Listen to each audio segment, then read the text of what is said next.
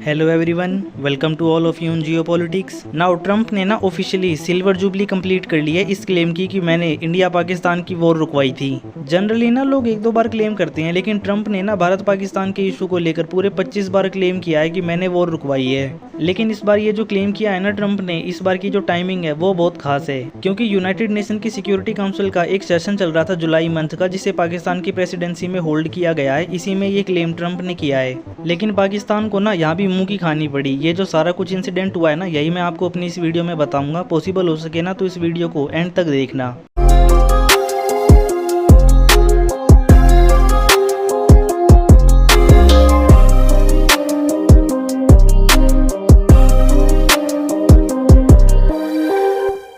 We all know United Nation की जो security council है इसके टोटल 15 मेंबर होते हैं। 5 मेंबर तो परमानेंट होते हैं और जो 10 मेंबर होते हैं वो नॉन परमानेंट होते हैं। जो 5 परमानेंट मेंबर हैंगे वो हैं चाइना, यूएसए, रशिया, फ्रांस और यूके। और जो 10 नॉन परमानेंट मेंबर्स हैंगे वो टाइम टू टाइम रोटेट होते रहते हैं, उनके लिए इलेक्शन होता है। अभी के लिए जो 10 नॉन परमानेंट मेंबर्स हैंगे उसमें से एक मेंबर पाकिस्तान भी है, और इन सभी मेंबर्स को बारी बारी हर महीने के लिए प्रेसिडेंसी मिलती है। और जो जुलाई मंथ के लिए प्रेसिडेंसी हैगी वो पाकिस्तान होल्ड कर रहा है, और पाकिस्तान अपनी इंटरनेशनल छवि को अच्छा बनाने की पूरी कोशिश कर रहा है इस प्रेसिडेंसी के through. No doubt Pakistan cooperation में बहुत यकीन करता है। वहाँ की आर्मी, गवर्नमेंट, इसके अलावा जो वहाँ के टेररिस्ट हैं उनके बीच में काफ़ी अच्छी कोऑपरेशन है। नो डाउट इंडिया ने इस कोऑपरेशन को कई बार इंटरनेशनली एक्सपोज भी किया है।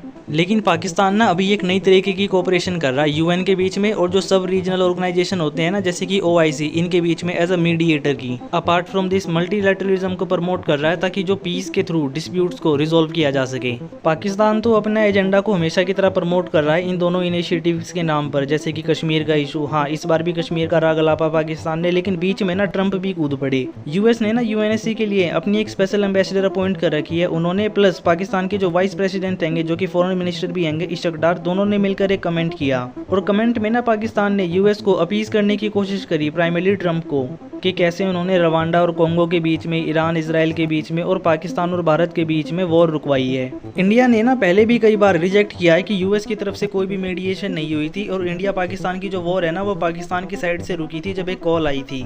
लेकिन इसमें भी कोई शक नहीं है कि ट्रंप को पहले ही पता चल गया था कि इंडिया पाकिस्तान के बीच में एक सीज फायर होने वाला है, क्योंकि उन्होंने अपने सोशल मीडिया साइट पर ट्रूथ सोशल पर एक पोस्ट शेयर करी थी जिसमें लिखा था कि दोनों ही पार्टी सीज फायर के लिए एग्री हो गई है। और यहाँ की सीज फायर की बात चल रही है। देखो, 22 अप्रैल को पहलगाम में एक आतंकवादी हमला हुआ था जो कि पाकिस्तान ने करवाया था, ये सबको पता आएगा। लेकिन इसके बाद भारत ने अपना ऑपरेशन सिंदूर पाकिस्तान में किया था, जिसके बाद दोनों ही देशों के बीच में वॉर लाइक सिचुएशन हो गई थी। लेकिन इन दी एंड दोनों ही देशों ने बेहतर समझा कि हम एक सीज फायर कर लेते हैं। लेकिन ट्रंप ने पहले से ही अपनी सोशल मीडिया साइट पर एक पोस्ट शेयर करी थी जिसमें लिखा था कि सीज फायर होने वाला है। देखो, ऐसा भी हो सकता है कि दोनों ही देशों के बीच में सीज फायर करवाने में यूएसए ने मीडिएटर का रोल प्ले किया हो, या फिर ऐसा भी हो सकता है कि सीज फायर दोनों ही देशों ने पहले साइन कर लिया और इसकी घोषणा करने से पहले पाकिस्तान ने यूएस को बता दिया। या फिर तीसरी पॉसिबिलिटी ये है कि ट्रंप ने हमेशा की तरह एक ब्लफ किया था और सोशल मीडिया पर अपनी एक पोस्ट शेयर कर दी कि दोनों ही देशों के बीच में सीज फायर हो गया है। क्योंकि ट्रंप अपने सोशल मीडिया पर काफी एक्टिव रहते हैं किसी भी दूसरे पॉलिटिशियन के मुकाबले, इसलिए ऐसा मान के चल रहे हैं कि ये तीसरी पॉसिबिलिटी काफी ज्यादा हाई रही है। लेकिन मैं मान के चल रहा हूँ कि दूसरी पॉसिबिलिटी के भी काफी ज्यादा चांस हैं।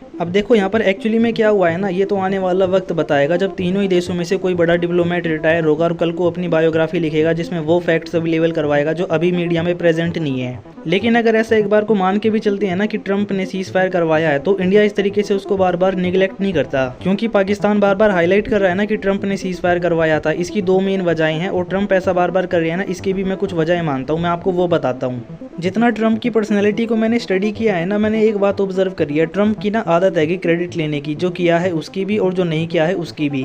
दूसरा, ट्रंप को पसंद है डेडलाइन देकर खुद को ये बताना कि मैं ये काम कर सकता हूँ। हमने ट्रंप के इलेक्शन कैंपेन में भी देखा था, ट्रंप ने बार बार कहा था कि मैं 24 घंटे के अंदर ही रशिया यूक्रेन की वॉर खत्म कर सकता हूँ। लेकिन हर बार एक कॉमन चीज देखने में आती है, ट्रंप की जैसी डेडलाइन खत्म हो जाती है उस काम में ट्रंप का जो इंटरेस्ट है वो भी खत्म हो जाता है। कभी ट्रंप एक बार की बात है कि रशिया यूक्रेन की वॉर को 24 घंटे में खत्म करने वाले थे, यूक्रेन के ऊपर प्रेशर बनाया, रशिया के साथ पीस डील साइन करने वाले थे, लेकिन फिर अचानक से इजराइल हमास की वॉर में कूद पड़े। वो काफ़ी नहीं था तो ईरान की वॉर में कूद पड़े। फिर अचानक से ये कहा कि मैंने इंडिया पाकिस्तान की वॉर रुकवाई है। ऐसा इसलिए है ना क्योंकि ट्रंप को क्रेडिट लेने का बहुत ज़्यादा शौक हैगा। दूसरी वजह इसकी ये है ना, ट्रंप की अंतिम इच्छा हैगी, मजाक कर रहा हूँ लेकिन सीरियसली कह रहा हूँ, ट्रंप को ना नोबेल पीस प्राइज चाहिए। और इन केस हाइपोथेटिकल सिचुएशन में मैं मान के चल रहा हूँ, अगर ट्रंप को ये मिल भी जाता है ना तो ये तभी तक मिलने के चांस आएंगे जब तक ट्रंप यूएसए के प्रेसिडेंट हैंगे। ऐसा इसलिए ना क्योंकि ट्रंप प्रेसिडेंट से हट जाने के बाद एक बार को ऐसा कुछ बड़ा कर देंगे कि उन्हें नोबेल पीस प्राइज मिल जाए, इसके चांस ना के बराबर हैं। एक बार को ट्रंप को ना प्रेसिडेंट रहते हुए ही नोबेल पीस प्राइज मिल भी सकता था जब ट्रंप ने मिडिल ईस्ट में अब्राहम अकॉर्ड साइन करवाए थे। लेकिन उसके बाद जिस तरीके से कोविड-19 आ गया और ट्रंप ने उसका मजाक बनाया और खुद इलेक्शन हार गए, और उसके बाद मिडिल ईस्ट में जिस तरीके से लड़ाइयां शुरू हो गई ना, ट्रंप का जो भी इनिशिएटिव था वो सारा का सारा खराब हो गया। इसके अलावा ट्रंप के पहले टेन्योर में और दूसरे टेन्योर में अभी तक जो कुछ भी हुआ है ना, ऐसा मैं कुछ भी नहीं देख पा रहा जिस वजह से ट्रंप को नोबेल पीस प्राइज मिल जाए। उल्टा ईरान से तो न्यूक्लियर डील से भी यूएसए अलग हो गया था। मिडिल ईस्ट में गाजा को रेवेरा बनाने की बात कर रहा है जिसमें डिस्प्लेसमेंट किया जाएगा गाजा के लोगों को। जिस तरीके से लोगों के ऊपर ट्रेवल बैन लगाया जा रहा है, लोगों की सिटीजनशिप को दोबारा से चेक किया जा रहा है, ट्रंप को नोबेल पीस प्राइज मिलना सच में बहुत दूर की बात है। यहाँ होती है हमारे सदाबहार दुश्मन पाकिस्तान की एंट्री, क्योंकि एक बार को नोबेल पीस प्राइज के लिए कम से कम नॉमिनेशन चाहिए ना, तो पाकिस्तान वो काम कर रहा है। मजाक नहीं कर रहा है। एक बार को पाकिस्तान ने ना अभी ईरान के खिलाफ जाकर इजराइल की टोन पकड़कर ट्रंप को अपीस करने की कोशिश करी है। इन दोनों ही देशों ने ना ट्रंप को नोबेल पीस प्राइज के लिए नॉमिनेट किया है। इजराइल तो एक बार को रुक भी गया, लेकिन पाकिस्तान और आगे जा रहा है। असीम मुनीर ने जब व्हाइट हाउस को विजिट किया था ना, तब पाकिस्तान ने उससे पहले से ही अपना प्लान तैयार कर लिया था। और पाकिस्तान का ये जो मास्टर प्लान है ना, ये आपको मैं एकदम सिंपल शब्दों में बता देता हूँ, फिलहाल के लिए एकदम क्लियर रहेगा। ट्रंप को जितना हो सके ना अपीस करो। इसीलिए एक बार को जो पाकिस्तान है ना, बार बार राग अलाप रहा है कि ट्रंप ने ही वो वॉर रुकवाई थी।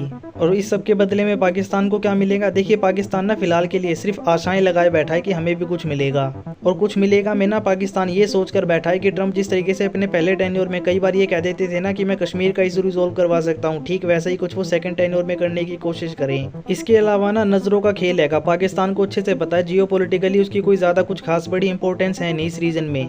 जब तक यूएसए अफगानिस्तान में इन्वॉल्व था ना, तब तक उन्हें पाकिस्तान की जरूरत थी, लेकिन जब से यूएसए ने पुल आउट किया है ना, पाकिस्तान उनकी नजरों में गिर सा गया है। और पाकिस्तान ना यूएसए की इन गिर चुकी ही नजरों में ही खुद को दोबारा से उठाना चाहता है। इसके अलावा जो पाकिस्तान के फॉर्मर प्राइम मिनिस्टर थे ना इमरान खान, जिस तरीके से मिलिट्री ने उनको कू कर हटा दिया और उन्होंने आरोप लगाया कि इसमें यूएसए इन्वॉल्व हैगा, उसके बाद से यूएसए और पाकिस्तान के जो रिश्ते हैं ना वो खराब हो गए थे। इन्हीं खराब हुए रिश्तों को ना शहबाज शरीफ अब ठीक करना चाहते हैं, लेकिन पाकिस्तान को अपने सदाबहार दुश्मन भारत को भी काउंटर करना है। और ये करने का सबसे अच्छा मौका अभी जुलाई का महीना आएगा, क्योंकि यूएनएससी में जो नॉन परमानेंट मेंबर्स में पाकिस्तान है ना, उसके पास जुलाई मंथ की प्रेसिडेंसी हैगी। इसलिए पाकिस्तान ना भारत को टारगेट कर रहा है और कोशिश कर रहा है कि यूएसए भी इसमें शामिल हो जाए और एक बार कश्मीर का इशू उठा दे। और ये सब भी ना होना तो एक बार को न्यूज़ चैनल्स के थ्रू ये बात फैला दे कि यूएसए से प्रेशर आया था इंडिया के ऊपर और उसके बाद इंडिया ने सीज फायर किया था पाकिस्तान के साथ। लेकिन पाकिस्तान का ये जो नैरेटिव है ना, ये फेल हो रहा है इंटरनेशनली और यूएसए की नज़रों में भी। अभी हाल ही में यूएसए ने ना टीआरएफ को, जो कि लश्कर-ए-तैयबा का एक ग्रुप हैगा जिसने भारत के पहलगाम में आतंकवादी हमला किया था, उसे एक आतंकवादी संगठन घोषित कर दिया।